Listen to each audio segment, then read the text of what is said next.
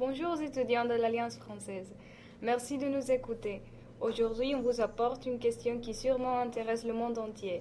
C'est une question qui se pose les politiques, les hommes religieux, autant que chacun avec qui on partage son environnement avec une personne culturellement différente. Nous sommes ici avec Fernando Lévy, un étudiant de relations internationales au Tech de Monterrey. Bonjour collègue, comment ça va? Bonjour ma chère amie Diana. En effet, je suis étudiant de relations internationales des cycles supérieurs et je trouve vraiment intéressant ce que tu viens de commenter. Et nous sommes tous plongés dans une réalité avec plein d'aspects liés à la religion et c'est pour ça qu'on est ici aujourd'hui. Oui, presque tout qu'on fait ou pense a un rapport aux valeurs de la religion traditionnellement religion contient. Mais qu'est-ce que la religion, Lévi? La religion, selon Émile Durkheim, un sociologue français du 19e siècle, est un système de croyances et rituels qui s'exprime dans une série de règles implicites de conduite et ce qu'on appelle la moralité. Cette moralité s'inscrit dans la vie des personnes, n'importe si elles sont religieuses ou pas. Il suffit seulement d'être né ou de se développer dans une certaine société pour suivre un type de comportement.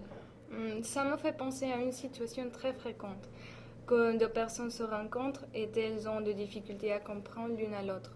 Particulièrement, le Moyen-Orient et l'Asie du Pacifique se posent comme des régions un peu mystérieuses. Et moi, je trouve que ça a trop à voir avec la moralité et religion. C'est vrai qu'il y a beaucoup de différences entre les religions du monde, dont on trouve leur lieu d'origine au Moyen-Orient et en Asie.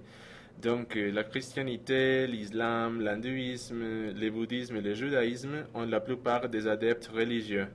Historiquement, la colonisation de l'Afrique et de l'Amérique latine faite par les Européens et l'immense population asiatique expliquent ces faits-ci. Bon, oui, mais si on connaissait les similarités entre les religions, elles pourraient aussi bien sûr devenir un élément d'union entre les peuples du monde, n'est-ce pas? Tout à fait, Diana. Et pour mieux comprendre, il faut que je mentionne des exemples. L'islam, la christianité et l'hindouisme disent qu'il faut aider les malades, les pauvres et tout le monde qui est en désavantage si c'est possible. En arabe, par exemple, on appelle ce type d'aide financière les zakat. Ah oui, je comprends, mais quelquefois on croit que les différences entre les religions sont de plus en plus irréconciliables. Le débat sur la burqa en France et en Belgique, par exemple, montre qu'il y a un manque de tolérance ou bien de connaissance d'autres cultures et de la signification que certaines expressions religieuses ont pour ses adeptes. Sur cela, je voudrais qu'on réfléchisse et plus important, qu'on fasse réfléchir notre public sur la manière de surmonter ce type de différences.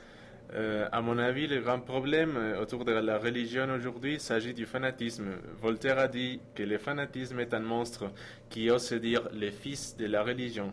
En fait, on pourrait combattre cette attitude en apprenant et en connaissant les autres pays, les cultures et leur histoire, bien sûr, et les religions, surtout les religions.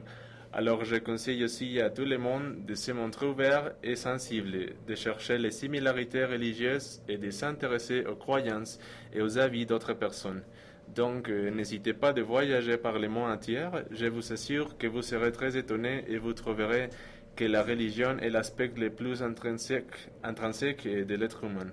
Bon, merci Lévi, ça a été un plaisir de t'avoir ici pour parler d'un thème si important et si passionnant pour ceux qui ont l'intérêt de contribuer à faire de ce monde un lieu meilleur. N'oubliez pas, comme l'a dit Gandhi, qu'en réalité il existe autant de religions que d'individus.